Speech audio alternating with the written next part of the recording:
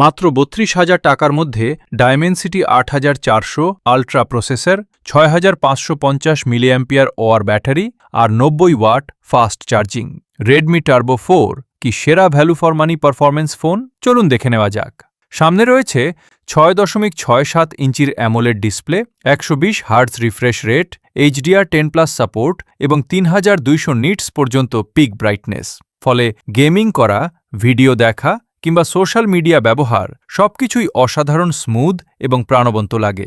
পারফরম্যান্সের জন্য রয়েছে মিডিয়াটেক ডায়মেনসিটি ৮৪০০ আল্ট্রা প্রসেসর এবং UFS ৪.০ স্টোরেজ। পাবজি মোবাইল কিংবা হেভি মাল্টিটাস্কিং সবকিছুই অনায়াসে হ্যান্ডেল করতে পারে এই ফোন।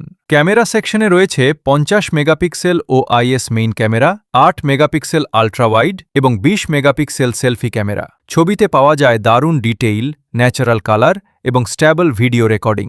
ব্যাটারির জন্য রয়েছে ৬৫৫০ milliampere hour silicon carbon battery এবং ৯০ ওয়াট সুপারচার্জার। ফলে একবার চার্জে সহজেই সারাদিনের বেশি ব্যাকআপ পাওয়া যায় আর চার্জ হতেও খুব বেশি সময় লাগে না।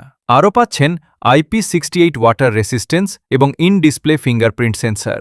যদি আপনার প্রধান চাহিদা হয় গেমিং, ব্যাটারি ব্যাকআপ এবং দুর্দান্ত পারফরম্যান্স, তাহলে রেডমি টার্বো 4 এই বাজেটে অন্যতম সেরা স্মার্টফোন।